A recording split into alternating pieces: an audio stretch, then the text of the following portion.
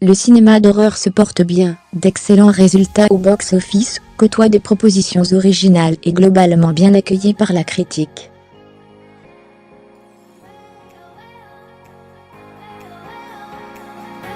Les cinéastes jouent de plus en plus avec les frontières du genre, quitte à le rendre moins effrayant, mais aussi plus intéressant.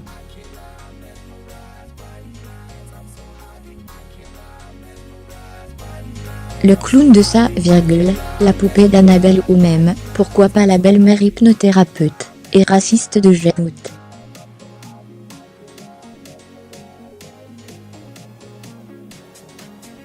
Halloween devrait être l'occasion d'apercevoir les déguisements tirés du très bon cru 2017 en matière de films d'horreur.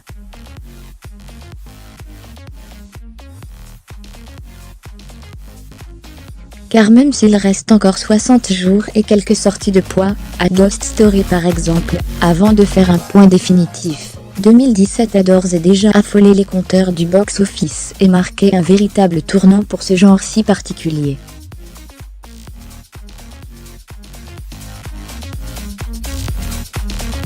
Mais faut-il encore parler de films d'horreur? Il est loin le temps où Michael Myers, le tueur du film Halloween de John Carpenter, terrorisait la population avec un simple masque et un long couteau.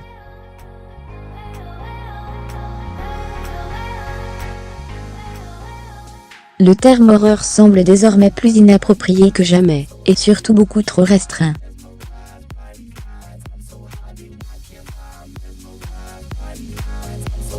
Get Out, ça ou Grave, les trois meilleurs représentants du genre de l'année flirtent certes avec l'épouvante, mais aussi avec le trié et le fantastique.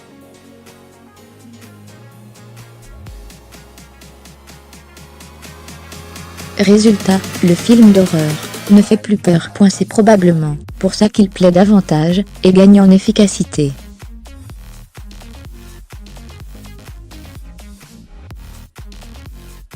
L'horreur se résume à une esthétique, à un certain nombre de codes, voire de clins d'œil, qui permettent désormais de faire autre chose.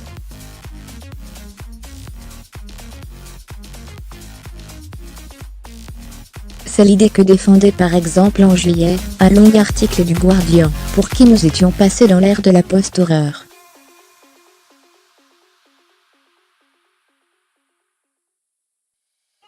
Parmi les représentants les plus marquants de ce presque courant, pour être né sans conteste Get Out de Jordan Peele.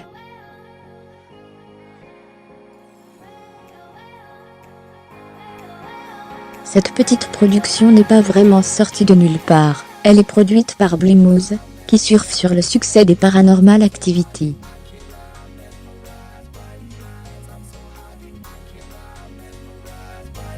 Bien qu'il multiplie les codes du film d'horreur populaire, et notamment les jumpscares, ces apparitions qui font bondir de peur, Get Out, est en réalité un film social et politique.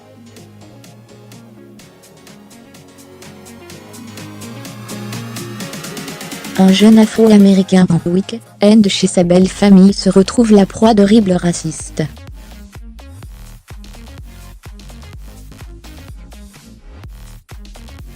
Il raconte donc une histoire qui s'insère parfaitement dans les débats actuels aux États-Unis.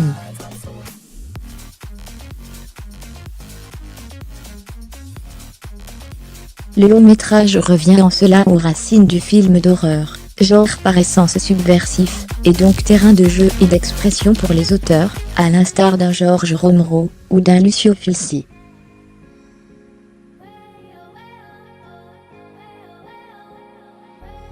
Résultat des courses, Get Out a généré près de 252 millions de dollars au box-office mondial.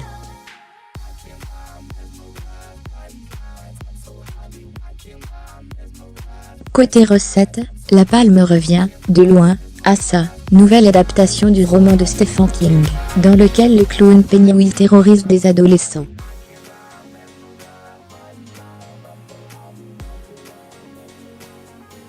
Succès sans précédent, il est devenu le film d'horreur le plus rentable de l'histoire, avec 666 millions d'euros de recettes au niveau mondial, dépassant ainsi le précédent record détenu par L'Exorciste de William Friedkin.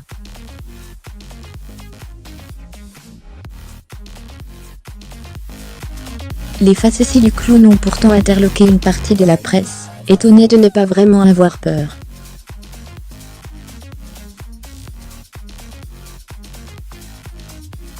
Pour beaucoup, ça est à mi-chemin entre une fête étrange à consommer entre amis, et une fable qui utilise l'esthétique horrifique.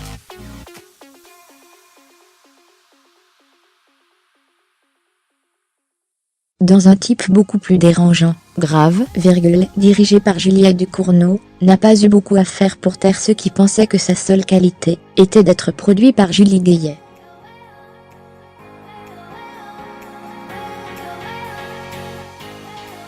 Ce récit d'une jeune cannibale en études vétérinaires avait malmené ses spectateurs et produit un véritable choc esthétique dès le tout début d'année.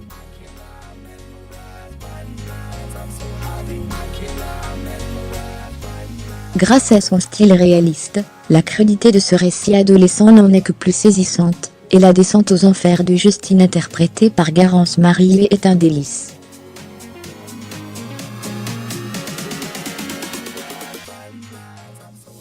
Surtout pour les yeux déconstruisants, un genre beaucoup plus traditionnel du film d'horreur, celui des zombies. Iko Manning propose pour sa part une variation sur le thème des survivalistes.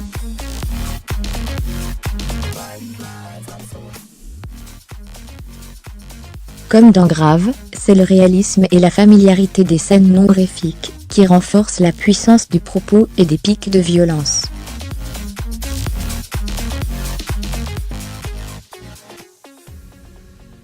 Il n'y a guère qu'Annabelle 2, qui ne semble pas décidée à prendre ce virage de l'horreur qui ne fait pas peur, de même que les vieilles franchises bien connues préfèrent se transformer encore et toujours plus en film d'action. Resident Evil, chapitre final et Alien Covenant en témoignent.